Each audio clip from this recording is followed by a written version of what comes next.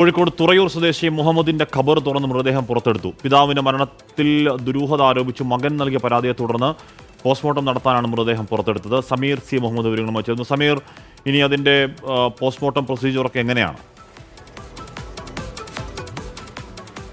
Hashmi, May 26-നാണ് Muhammad മരിച്ചത്. അദ്ദേഹത്തിൻ്റെ വീട്ടിൽ മരിച്ച നിലയിൽ അദ്ദേഹത്തെ കണ്ടെത്തുകയായിരുന്നു. അയൽവാസിയാണ് ഇങ്ങനെ ഇദ്ദേഹത്തെ മരിച്ച നിലയിൽ കണ്ടെത്തിയത്. തുടർന്ന് ബന്ധുക്കളെ അറിയിക്കുകയും മൃതദേഹം വേഗത്തിൽ തന്നെ അതുമായി ബന്ധപ്പെട്ടുള്ള തുടർ നടപടിയിലേക്ക് നീങ്ങുകയും ചെയ്തു.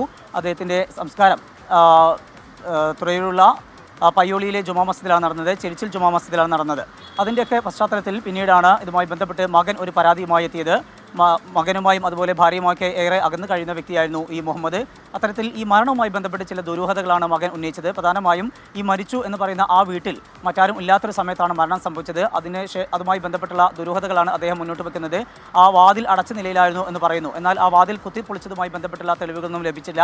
മാത്രമല്ല, മുഹമ്മദിൻ്റെ മരണശേഷം അദ്ദേഹത്തിൻ്റെ അക്കൗണ്ടിൽ നിന്ന് പണം പിൻവലിച്ചതായി കാണുന്നു. അതുപോലെയുള്ള വിവിധ കാരണങ്ങളാണ് അദ്ദേഹം ഉന്നയിക്കുന്നത്. ഇത്തരം സാഹചര്യങ്ങൾ ചൂണ്ടിക്കാണിച്ചുകൊണ്ടാണ് പയ്യോളി പോലീസിൽ പരാതി നൽകിയത്. ആ പരാതിയുടെ അടിസ്ഥാനത്തിലാണ് ഇപ്പോൾ പയ്യോളി അങ്ങാടിയിലെ ചെരിച്ചിൽ ജുമാ മസ്ജിദിൽ നിന്ന് ഇപ്പോൾ മൃതദേഹം ആ ഖബർസ്ഥാനിൽ നിന്ന് പുറത്തെടുത്തിരിക്കുന്നു. ഇപ്പോൾ അതുമായി ബന്ധപ്പെട്ടുള്ള ഇൻക്വസ്റ്റ് നടപടികൾ ആരംഭിച്ചിരിക്കുകയാണ്. വൈകാതെ തന്നെ കോഴിക്കോട് മെഡിക്കൽ കോളേജിലേക്ക് മൃതദേഹം മാറ്റും. അവിടെ വെച്ചുകൊണ്ടായിരിക്കും പോസ്റ്റ്മോർട്ടം നടത്തുക. ഇപ്പോൾ ഇതുമായി ബന്ധപ്പെട്ട് അദ്ദേഹത്തിൻ്റെ സഹോദരനെതിരെയാണ് ഈ മകനായിട്ടുള്ള മുഫീദിൻ്റെ ഒരു ആരോപണം ഉയർന്നിരിക്കുന്നത്.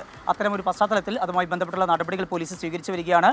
ഇത് മരണം കൊലപാതകമാണോ എന്നുള്ള ഒരു സംശയം മകൻ ഉന്നയിക്കുന്നു. ഒപ്പം തന്നെ പണം അദ്ദേഹത്തിൻ്റെ മരണശേഷവും വലിയ രീതിയിലുള്ള പണം അതിനകത്ത് നിന്ന് നഷ്ടപ്പെടുന്നുണ്ട്. അത്തരം സാഹചര്യങ്ങൾ കൂടി ചൂണ്ടിക്കാണിച്ചുകൊണ്ടാണ് മകൻ ഇത്തരമൊരു നടപടി. മകന്റെ സംശയം മാത്രമാണോ അതോ സംശയത്തിൽ കഴമ്പുണ്ടോ എന്ന കാര്യമൊക്കെ ഇനിയുള്ള അന്വേഷണത്തിൽ വ്യക്തമാവട്ടെ.